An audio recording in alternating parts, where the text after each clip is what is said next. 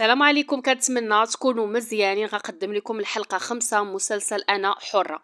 كما شفنا أصدقائي في نهاية الحلقة بأن الأب ديال نور اكتشف أن ناصر هو اللي كيضرب البنت ديالو، وهو كيدير راسو بأن هي اللي كتضرب راسها. صافي عرف الحقيقة كاملة، خصوصا فاش شافوا على الوجه ديالو الحقيقي. الاب ديال نور اصدقائي كون ما البنت ديالو ومرتو اللي عتقوه كان ناصر غادي يصفيها ليه، لان ناصر اصدقائي عنده بزاف تلوج، هو اصلا هو مريض في يعني عنده مرض نفساني بسبب الام ديالو هي اللي كتحرضو، هي اللي كتقول ليه اشنو غادي يدير. يعني واخا هكاك هو في الداخل ديالو فيه واحد الجانب ديال الخير، ولكن الام ديالو كتسيطر عليه بزاف وكتقول ليه شنو دير شنو دير شنو دير. داكشي اللي خلاه انه يولي اصدقائي في هاد الحاله. المهم قال ليه باش انه يطلق ليه البنت ديالو، قال ليه هو لا. وحنا شفنا كذلك ان البنت ديالهم فرح شربت اصدقائي داك المسحوق.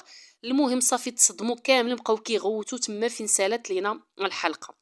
المهم غادي نديو اصدقائي المستشفى، يعني باش انهم يداويوها. فعلا اصدقائي البنت ديالهم غادي يقدروا انهم يعتقوها، لان هي ما شربتش جافيل بزاف، يعني شربت غير شويه صافي تما فين سخفات ليهم. غادي نشوفوا اصدقائي بان البنت ديالهم ديك الساعات غادي يكونوا مشطونين معاها، يعني داك الموضوع ديال الطلاق والموضوع ديال باش ان يطلق ليه البنت ديالو نور، والموضوع باش ان تخلى على رجلها ناصر، باقي داكشي ما غاديش يدويو فيه حتى غادي تخرج البنت من المستشفى. ناصر هو غادي يرجع البنت ديالو للدار. المهم غادي يقول لهم بان البنت ديالو ما غاديش يديوها، ولكن الاب ديال نور غادي يقول ليه انا غادي نديها، وغادي يديه هو البنت ديالو، وغادي دير اصدقائي كيف ما نيت قالت ليها سعاد فاش كانت قالت ليها سيري طلقي. ولكن ديك الساعه هي ما بغاتش تطلق، لحقاش علاش؟ حتى نور كتشوف راسها بوحديتها وكتشوف بان راجلها ناصر غادي يغلبها.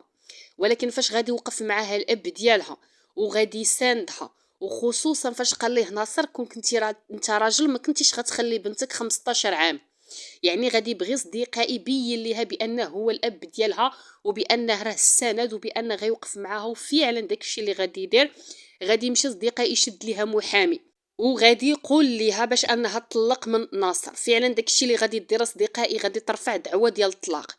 ولكن هو ناصر شنو غادي يدير؟ غادي يدير اصدقائي الرجوع لبيت الزوجيه، يعني غادي يبين ليهم بان نور راه هي اللي كتعدى عليه، وبان نور راه ما صالحاش انها تكون وبان نور راه شنو كدير شنو كدير. غادي يوري اصدقائي داكشي كامل وبالدلائل بان هي راه كتضرب راسها، وبان هي كتبقى تغوات، وبان هي شنو كدير، يعني باش ما يعطيوهاش الحضانه ديال البنت.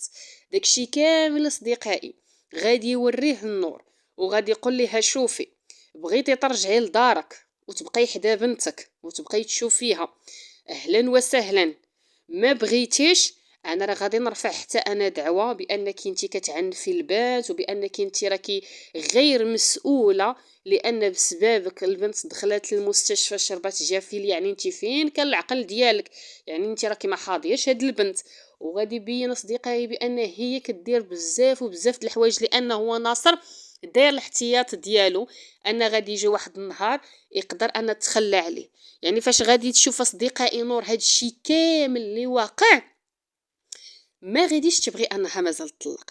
ولكن الاب ديالها غادي يقول لها شوفي جا عندك جوج د الحلول، الا رجعتي ليه راه ما غاديش تبقاي تعرفيني، الا بغيتي اجي لعندي. ولكن هي عندها مشكل ان البنت ديالها غادي يديها ليها ناصر، يعني غادي ياخذ لاصدقائي البنت ديالها. هاد الشيء اللي غادي نشوفو ان في الاحداث المقبله غادي ترجع اصدقائي تاني الناصر.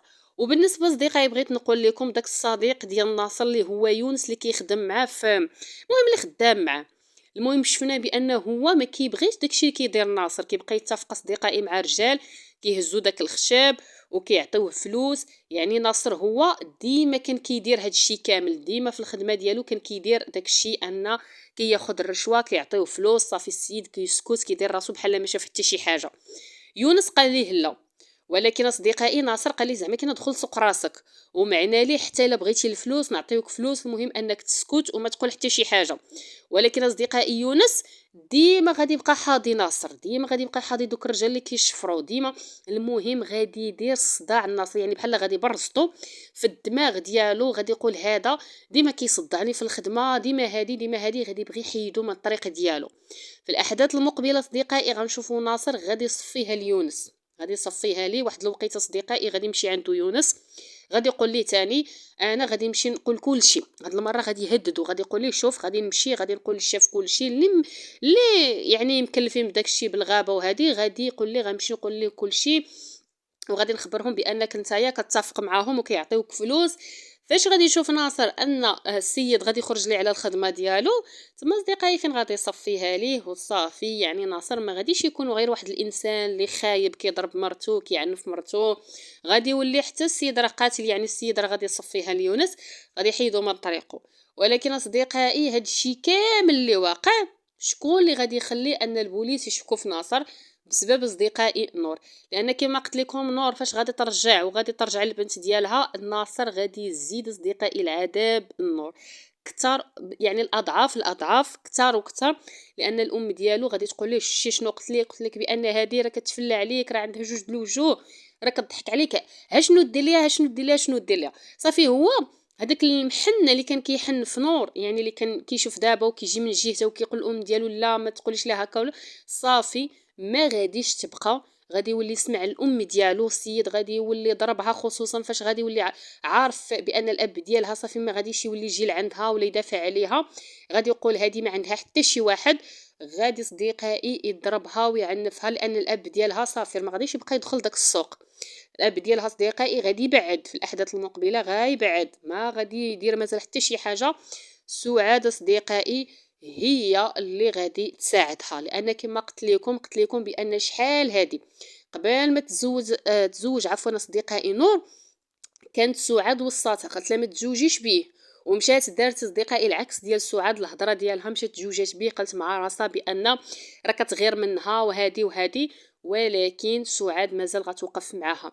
المهم بغيت غير نقول لكم مازال غادي نكتشفوا قصص ديال لي كوبل وحدين اخرين. يعني القصه ديال نور هي هذه، ان الزوج ديالها نرجسي، التعامل ديالو مره يكون زوين مره يكون خايب، مره عنده وجه هذا مره هذا مره هذا. مازال غادي نشوفوا شخصيات اخرين اللي غادي نشوفوا كل وحده كيفاش عايشه مع الزوج ديالها، وشنو هما المشاكل اللي كطيح فيهم الشخصيات، غادي نكتشفوهم في الحلقه المقبله. المهم بغيت غير نقول لكم بان البنت ديال نور غادي تدخل المستشفى، غادي تكون الحاله ديالها صعيبه بزاف. ولكن غنقول لكم بان الام ديال ناصر راه هي اللي حطات لي هذيك القرعه ديال الجافيل باش انها ني تشربها، لان اصلا هي ما كانتش عارفه بان جافيل كتحطو نور في ديك البلاصه، حتى قالتها نور قالت ليها هاد البلاصه كنحط فيها جافيل، وهي اللي خلات ان البنت ديالها تشرب ليها جافيل باش تصفيها ليها، باش ولدها صديقائي صافي ما تبقى عنده حتى شي صله بنور، لحقاش هي اصلا ما كتحملهاش. المهم اصدقائي عطيتكم احداث جد مشوقه مسلسل انا حره. اللي عنده احداث توقعات يخلو لنا في التعاليق، ما تنسونيش بلا لايك، زيدوا شجعوني اكثر واكثر، وبسلام عليكم.